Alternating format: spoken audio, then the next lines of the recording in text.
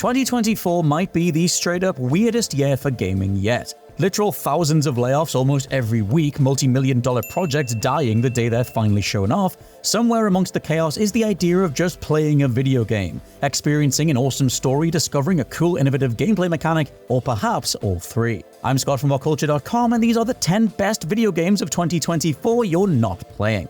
Number 10. Nobody Wants to Die. If there's one thing we're seeing a ton of in the modern gaming industry, it's fully fledged, sometimes graphically rich and all-round decently produced titles with zero marketing. Nobody Wants to Die is the debut Blade Runner-style cyber-noir thriller from Critical Hit, an absolutely stunning Unreal 5-backed detective game that's essentially the Batman Arkham title's crime scene gadgets mixed with the mind maps and conclusions of a Frogwares Sherlock game, plus LA Noir's sleazy 1940s crime caper soundtrack. It absolutely slaps from moment one, firing out the gates with one of the coolest displays of modern graphical tech seen this generation. A potential one-trick pony approach that feeds directly into completely absorbing you in its world. Art direction, voice acting, plot drive, and all-round immersion are the reason to play Nobody Wants to Die. Story-wise, it's a meaty framing of what life is like in a city that actively lets people live forever, trading consciousnesses into increasingly younger bodies, but it's also about having Detective James Kara pull out a hip flask as he sits on a neon sign, drinking in the endless steel structures that make up this futuristic New York City. The very end and how the story goes has proven to be a bit divisive amongst fans, but in terms of executing on a vision and taking you on a journey, there are few more confident stories and art directions this year. Number 9. Prince of Persia: The Lost Crown.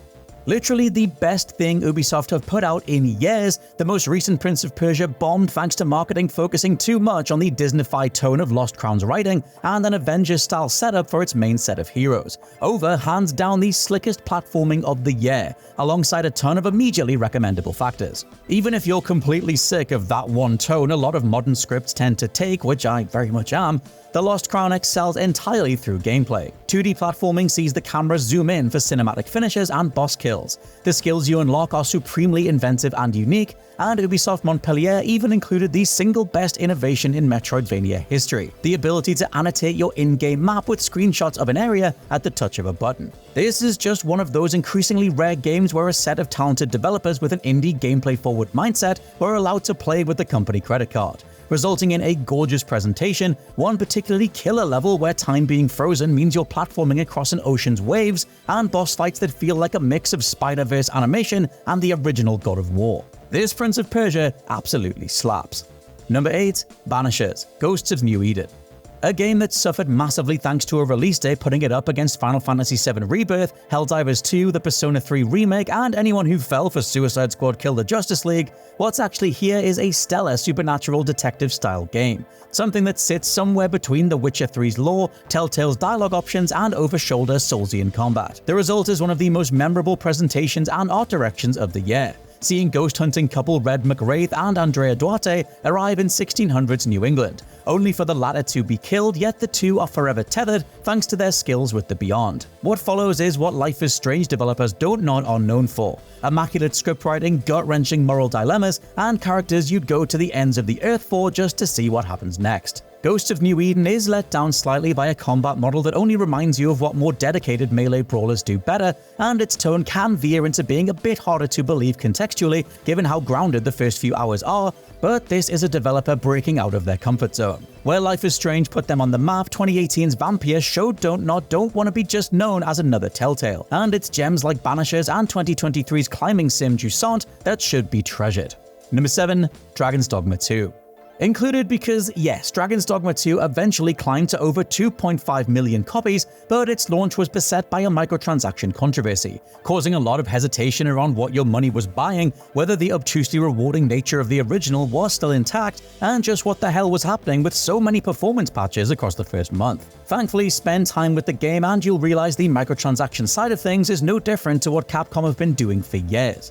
Devil May Cry 5 and all 3 Resident Evil remakes have optional progress skips available, which is absolutely a conversation to be had, as personally I think if you're paying for the game to go away, that's kind of on you. Point being though that Dragon's Dogma 2 has the best sense of pure exploration since Elden Ring, and before that Skyrim. Capcom have crafted an even more intricately clockwork world, one replete with NPCs that have routines, side quests, roaming creatures, and enemies that differ depending on time of day, when you talk to a side character, how you approach certain main story missions, and more. Combat is fantastically weighty and improvisational too, with varied classes and team-up moves letting you take down hulking great beasts in style, using every member of your squad. Yes, there are tons of quirky, almost anti-player decisions here regarding checkpointing, letting you miss key story quests or even entire character classes, alongside a true ending that's phenomenal, but only 15% of players have at time of writing. Such a level of risk is something From Software have proven time and again can be a major positive though, making each person's playthrough their own, and that's no different here. Number 6. Llamasoft, the Jeff Minter story. There's no other way to say this. If you care about gaming history, you'll care about everything Atari is doing right now. Going from titans of the industry to one of the most dirt-on-your-shoe companies around for literal decades, following younger CEO Wade Rosen taking over in 2021, we've seen nothing but genuinely well-meaning ideas since. Classic games have been given remasters and overhauls. Atari 50 is a low-key groundbreaking way to present gaming history, a series of interviews with legendary creators alongside playable prototypes of every game and idea mentioned along the way, plus some completely new remakes at the end to show what an idea conceptualized in 1982 might look like on modern hardware. Internal documents, rough pencil sketches, feedback exchanges between departments, everything is scanned in high-res alongside, so you get an unprecedented look into how video games are made. No, I'm not sponsored by Atari, but I am begging more companies to adopt this approach. The Last of Us 2's PS5 version having playable cut levels with director's commentary should also be the tip of the iceberg. Alongside all of this is the Goldmaster series, that now signature interview and gameplay approach, but made to spotlight individual figureheads. 2023 had Prince of Persia creator and industry revolutionary Jordan Mechner show how he pioneered rotoscoping for lifelike movements of characters in 1982, based off watching his brother run and jump, with 2024 now profiling Jeff Minter. From Grid Runner to Tempest and a ton of mutant camels, Minter's laid-back work ethic and approach to game design is awesome to see writ large, with Jeff championing the delights of a good cup of tea powering lines of code and his own private farm filled with llamas and sheep. In an industry obsessed with million-dollar returns and fleecing customers for all they're worth, Wade Rosen has said none of this is making Atari very profitable, it's literally just for the love of the game, and there are so many games to talk about. Number 5. Lauray and the Laser Eyes. The best puzzle game since 2016's The Witness or the Talos Principle titles. Lauray and the Laser Eyes is the latest masterpiece from Swedish devs Samogo, the geniuses that brought us Yeah Walk in 2013 and the absolutely delightful Sayonara Wild Hearts in 2019. Here, the less you know the better going in. The titular Lauray is called to a mysterious mansion, where initial collectibles describe something of a game that's about to be played or is in motion, with Lauray in a key role. Gameplay is essentially 90s survival horror, with select camera angles and impetus on knowing exactly which keys, items, and puzzle boxes interact with each other, and a want to take in a story, one text entry, overheard conversation, or environmental clue at a time, with a killer retro aesthetic and many nods to the fact that you are playing a video game. Like Sam Barlow's excellent Her Story in 2015, you're massively encouraged to have a pen and paper handy, really taking a beat to figure out certain puzzles, make sketches for reference, and slot the entire game together over time. Lauray and the Laser Eyes doesn't pull any punches, but happening upon a solution that triggers a cascade of forward progression is unlike anything else this year. Number 4. Batro.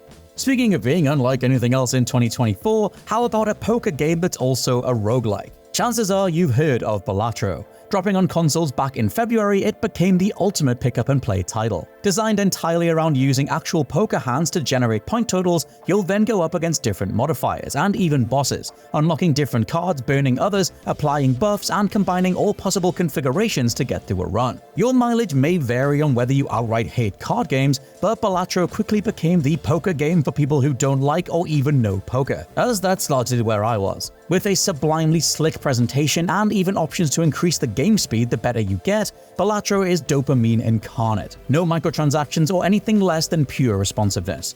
This is an expertly down-to-the-last-line-of-code well-made video game, purely designed to set up a series of endless challenges you have to outwit, through a lizard brain focus on one more try before bed. Currently on all home consoles and about to dominate the mobile space very soon, despite its "why's no one done this before" simple premise on the surface, it's safe to say Batro understood the assignment. Number 3. Lunar Lander Beyond. Okay, we need to talk about when a game deserves a remaster, remake, or sequel, because in this case, I'm gonna say that taking something that originally released in 1979, then doing a complete overhaul that maintains the core identity and gameplay from an entire game industry ago is the absolute peak. Yes, Lunar Lander Beyond is part of the overall Atari revival I mentioned earlier, but just look at it. Going from the simulation physics of air-to-surface moon landings rendered in wireframe through to something with a story, cutscenes, multiple pilots, and ship-specific specials, plus the mental degradation of your heroes if you're not a good enough flyer, are all genius additions to such a simple, untapped canvas of potential. While Lunar Lander Beyond's pricing is a bit steep for what it is overall, as an approach to one of the classics, the very idea of reaching back decades rather than, say, doing Horizon Zero Dawn again, means there are so many more blank spaces for ideas worth filling in. Number 2, Kunitsugami, Path of the Goddess. Not to be an old-ass man, but I miss the sheer variety of games that were on offer across the PlayStation 2 and Xbox 360 era in particular. That perfect mesh of solid production values, fun story or characters, and wide enough sales that your average gamer was actually playing most of the titles alongside you. Kunitsugami is a complete return to that feel. Similar to Capcom also letting Dragon's Dogma 2 exist, here we've got a unique hack-and-slash meets strategy game, with levels rendered from real-world dioramas that were scanned in, a traditional Japanese theater aesthetic, and a ton of polish throughout. Path of the Goddess absolutely sings. You play as So, an entity summoned to protect the titular goddess Yoshiro, slicing through hordes of the demonic seed and moves inspired by Kagura, a specific form of movement that gives combat a ton of flair. You'll save villagers from evil too, turning them into a variety of roles from archer to sumo wrestler, healer, and much more, placing them around the map or giving instructions to form an effective fighting force across each night. Come daytime and you need to rebuild, systematically cleansing the mountain landscape from all the damage done, unlocking more moves and abilities for So, while training up your villagers for the next bout. It might all sound a bit jumbled, but every facet of design feeds into something else. It's the unique juggling of strategy, hack and slash, and even light farming elements that makes Kunitsugami such a big deal. Quadruply so in the current industry where the majority of third-party publishers are terrified of taking any real creative risks. And number 1, No Man's Sky.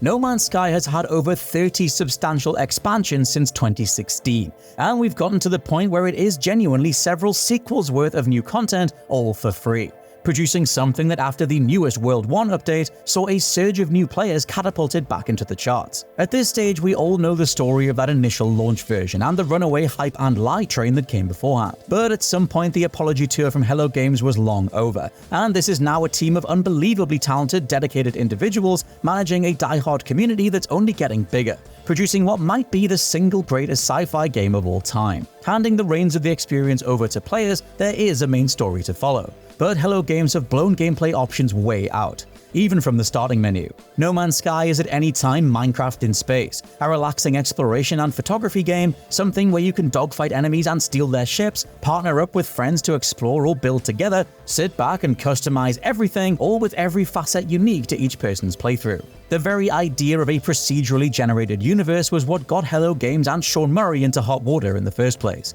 But after almost a decade of nothing but hard work, the version of No Man's Sky you can play today is nothing short of spectacular.